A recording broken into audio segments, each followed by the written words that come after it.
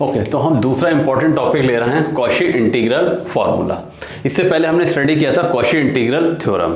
तो Cauchy integral theorem में क्या होता था कि हमारे पास अगर कोई एग्जैक्ट फंक्शन है तो पहली चीज को एनालिटिक होना चाहिए, दूसरा उसका डेरिवेटिव जो है वो कंटिन्यूअस होना चाहिए, सी के अंदर भी और सी के ऊपर भी, ठीक है, इन एंड ऑन। तो ये हमारी कंडीशन थी, तब हमारा इंटीग्रल जो होता था वो F Z D Z equal to 0 होता था, ठीक है। तो अगर इसके अंदर कोई पोल अंदर आ जाए तो हम इसको अप्लाई नहीं कर सकते थे, तो उसके लिए हमारे पास है कॉची इंटीग्रल फार्मूला। तो हमारे जो पोल होते थे अगर आउटसाइड हैं तो डेट्स ओके, और इनसाइड अगर आ गया पोल तो हमें एक प्रॉब्लम थी, तो हम उसको 0 नहीं लिख सकते थे। लेकिन अगर हमारे पास कोई फंक्शन एफ जेड है वो एनालिटिक है तो सिर्फ उसको एनालिटिक होना चाहिए विद इन एंड ऑन सी।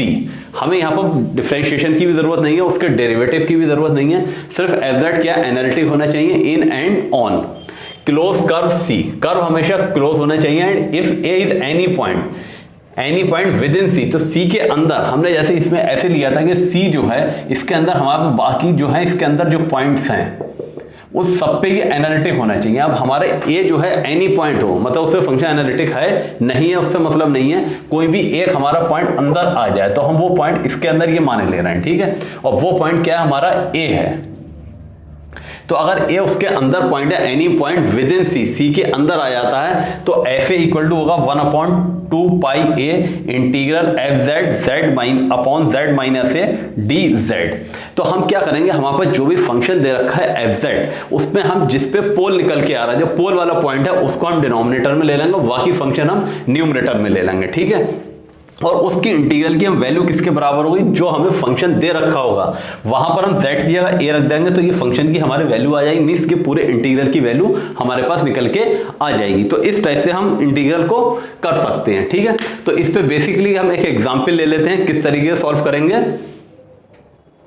ये हमने एक छोटा सा एग्जाम्पल ले लिया है कॉची इंटीग्रल थ्योरम पे, prove that integral dz upon z minus a equal to this. तो हमें ये प्रूफ करना है, C is the circle mod z minus a equal to r.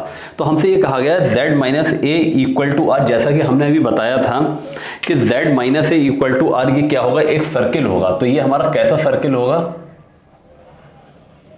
ये सर्किल होगा जिसका सेंटर जो होगा वो z इक्वल टू किस पर होगा, a पर होगा, ठीक है।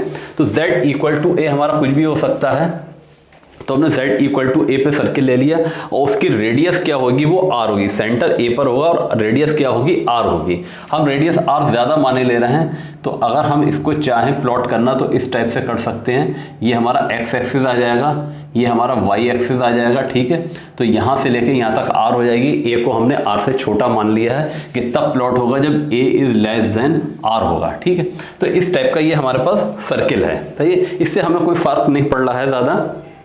अब हमें जो बात की गई है क्या है कि हमें इसको इंटीग्रेट करना है, तो हमने by Cauchy integral formula, Cauchy integral फार्मूले में क्या करा है, इसको integral F Z upon Z minus D Z equal to 2 pi I into F A हो जाएगा। तो ये हमने इस टाइप से लिख लिया है। अगर हम इसको इससे कंपेयर करें, हम अगर इससे कंपेयर करने पे आए तो इसको हम ऐसे भी लिख सकते थे, डी जेड जो है हम उधर लिख दें अगर, तो 1 इंटू डी जेड लिखा जा सकता है। तो 1 अपॉन जेड माइनस है, इसको इससे कंपेयर करें तो एफ जेड की जगह क्या है, यहाँ पर सिर्फ 1 है, ठीक है। देयरफॉर हम एफ जेड की वैल्यू क्या आ जाएगी, 1 आ जाएगी, सही है। अब एफ जेड की वैल्यू जब 1 है तो अगर हम z की जगह a सब्स्टिट्यूट कर दें तो भी क्या रहेगा, 1 रहेगा, क्योंकि ये हमारा कांस्टेंट फंक्शन है, उसकी वैल्यू क्या है, 1 है, ठीक है। ये दोनों वैल्यू हम सब्स्टिट्यूट कर दें 1 में, अगर दोनों वैल्यू हम सब्स्टिट्यूट कर दें 1 में तो ये हमारा हो जाएगा इंटीग्रल एफ जेड की जगह हमने 1 लगा दिया upon z minus A D Z equal to 2 pi I into 1 हो जाएगा, एफ ए की वैल्यू भी 1 है, तो ये इक्वल टू आ जाएगा 2 पाई आई। तो इस टाइप से ये इंटीग्रल हमारा प्रूफ हो गया, इसकी वैल्यू क्या आ गई, 2 पाई आई आ गई, और ये प्रूफ हो गया, ठीक है। अब यहाँ पर जो है z इक्वल टू ए क्या था, इसका सेंटर था, तो सेंटर यहाँ पर है, ठीक, और z इक्वल टू ए जो है उसके अंदर भी है, ठीक है। इसके अंदर भी अगर हम इसके पोल की बात करें तो z माइनस ए इसका जो पोल है इसके अंदर है, तो हम कॉची इंटीग्रल थ्योरम में अप्लाई नहीं कर सकते थे, सिर्फ कॉची इंटीग्रल फॉर्मूला ही अप्लाई करके हम इसको निकाल सकते थे, ठीक है। तो इस टाइप से हम कॉची इंटीग्रल फॉर्मूला लगा के इंटीग्रल कर सकते हैं, ठीक है। नेक्स्ट में हम नेक्स्ट एग्जाम्पल लेते हैं। Okay, thank you. ओके, तो हमने एक एग्जाम्पल और ले लिया, use Cauchy integral formula to evaluate, ठीक है।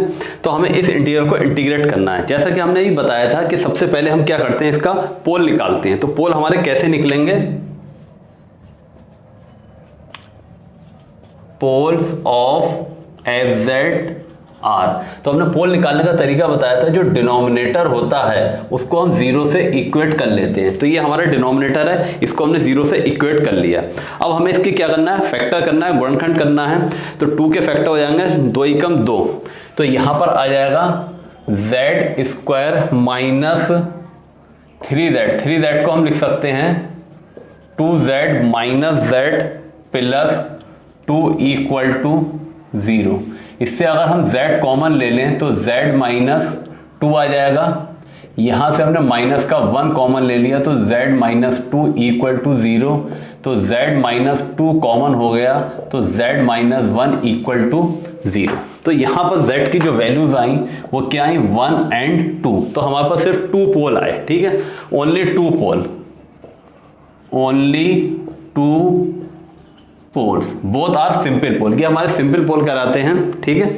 इसके बारे में बाद में बात करेंगे। हमारे पास 2 पोल आए, अगर हम इन 2 पोलों को प्लॉट करें तो हमारे कहां पर होंगे दोनों पोल, z इक्वल टू 1 है तो z इक्वल टू 1 हमने यहां पर ले रहे हैं और z इक्वल टू 2 हम यहां पर ले रहे हैं, ठीक। तो ये हमारे पास दोनों पोल आ गए z इक्वल टू 1 पे और z इक्वल टू 2 पर आ गए। अब हमारे पास जो सर्किल की इक्वेशन है z माइनस 2 इक्वल टू 0 करें तो z की वैल्यू 2 आ जाएगी। तो इसका अंदर सेंटर z इक्वल टू 2 पर है, तो ये हमारा सेंटर हो जाएगा, ठीक। और उसकी रेडियस क्या होगी, 1/2। अगर इसका सेंटर 2 पर है तो रेडियस 1/2 करीब करीब यहां पर आएगा। तो ये हमारा जो सर्किल बनेगा वो ये सर्किल बन जाएगा, ठीक है। तो ये हमारे पास क्या होगा, C बन जाएगा। अब हम इसके बारे में ये देखेंगे कि इसके अंदर पोल हमारा z इक्वल टू 2 आ रहा है। तो हम लिख देंगे since z equal to 2 is a pole within C, क्योंकि हमारे पास क्या है, A जो है इनसाइड पॉइंट होना चाहिए, अंदर वाला पॉइंट, ठीक है। तो हमारे पास A की जगह क्या आ गया है, यहां पर 2 आ गया है, ठीक। तो इस वाले इंटीग्रल को हम लिख सकते हैं therefore I equal to integral z upon, यहां इसके जो फैक्टर होकर आए हैं वो क्या है, z माइनस 2 z माइनस 1। तो z माइनस 2 z माइनस 1 हमने फैक्टर करके लिख लिए।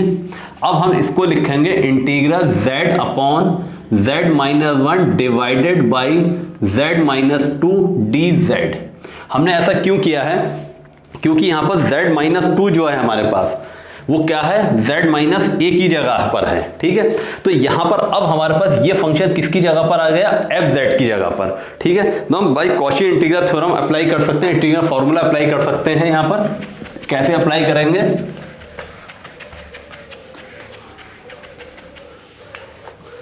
Therefore by Cauchy integral formula, अगर हम कॉची इंटीग्रल फॉर्मूला इसमें अप्लाई करें तो ये I इक्वल टू क्या हो जाएगा, हमारा जो कॉची इंटीग्रल फॉर्मूला है वो ये होता है, ये equal to 2 pi I into F A के बराबर होगा।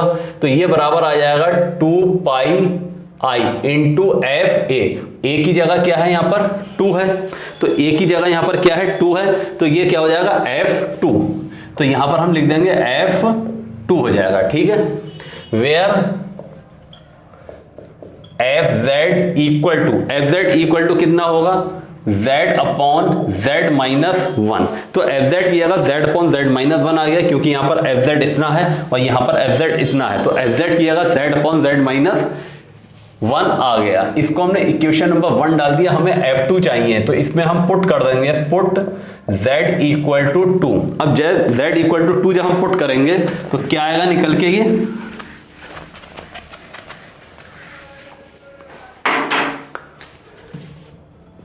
f2 इक्वल टू जेड की जगह हमने 2 रख दिया अपॉन 2 माइनस 1, तो ये वैल्यू कितनी आ गई, 2 आ गई। ठीक, देयरफॉर फ्रॉम इक्वेशन 1 तो i इक्वल टू हो जाएगा 2 पाई आई इंटू क्या वैल्यू आई है 2 इक्वल टू 4 पाई आई।